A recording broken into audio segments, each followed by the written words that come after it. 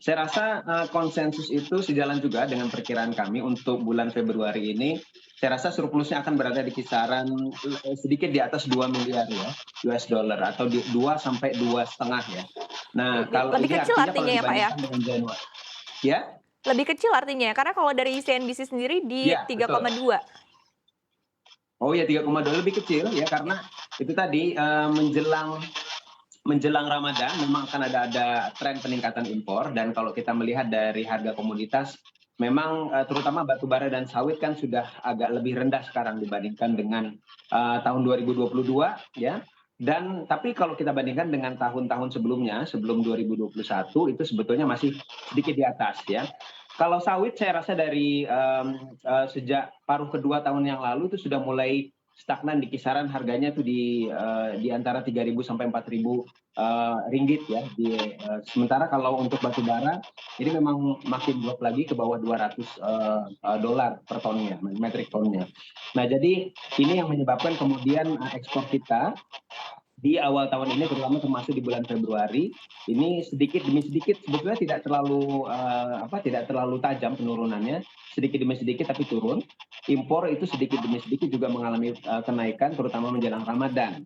Nah, tapi ada faktor-faktor yang lain yang meredam penurunan ekspor, termasuk di antaranya adalah dibukanya kembali, perekonomian Cina setelah zero covid policy.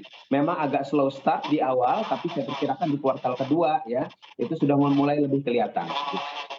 Oke, baik. Terima kasih Pak Faisal tadi ya, artinya memang, bahkan perkiraan dari Core Indonesia sendiri juga lebih rendah ketimbang, konsensus yang diimpor oleh CNBC Indonesia tadi karena impor juga yang, sedikit demi sedikit juga semakin naik begitu menjelang bulan, Ramadan dan juga Lebaran, sementara ekspor juga yang, sedikit demi sedikit turun begitu ya, kurang lebih demikian dari Pak Faisal. Dari Pak Ajib sendiri mungkin yang, selama ini dilihat begitu utamanya dari para pelaku usaha sendiri terkait dengan, ekspor dan juga impor, kita di bulan Februari 2023 ini seperti apa begitu dan juga perkiraannya untuk neraca perdagangan kita, Pak Ajib?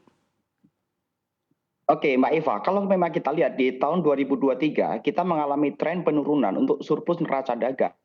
Karena di tahun 2000 ketika 2023 dibandingkan dengan 2022, kita di tahun 2022 mengalami keunggulan dari windfall profit komoditas. Ini yang menjadi keuntungan kita dan bahkan bagaimana ekonomi secara agregat neraca keuangan kita terbantu oleh windfall profit tersebut. Tapi kondisi berbeda, Mbak Eva, kita lihat di tahun 2023 kita mengalami konstruksi ekonomi dan bahkan supply chain global yang tadinya terganggu sekarang sudah mulai termoderasi.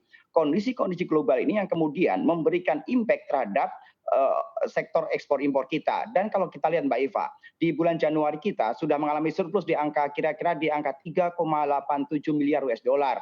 Dan perkiraan kita Mbak Eva di bulan Februari ini kalau tadi Mas Faisal menyebutkan di angka sekitar 2 miliar US dollaran ya. Ya. Kita sedikit lebih optimis di angka 3, tapi cuma sedikit 3,1, 3,2.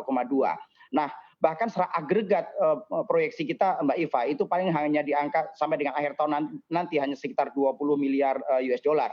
Ini yang menjadi perhatian kita bagaimana pemerintah kemudian bisa membuat shock absorber sehingga konstruksi yang terjadi dari neraca dagang yang terkonstruksi dari selisih ekspor impor ini bisa tertutupi dengan baik dalam konteks skala keekonomian maupun dalam konteks keuangan negara.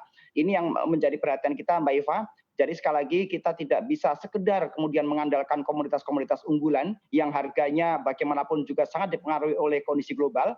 Yang tadi Mas Faisal menyebutkan juga bahwa bagaimana harga batu bara kita sudah anjlok begitu luar biasa, di mana tahun 2022 kita sampai dengan 400 dolar per metrik ton, tapi sekarang bahkan kita lihat harga terakhir sudah di bawah 200. Ini tentunya membuat multiplier effect yang juga tidak sederhana dalam konteks ekonomi.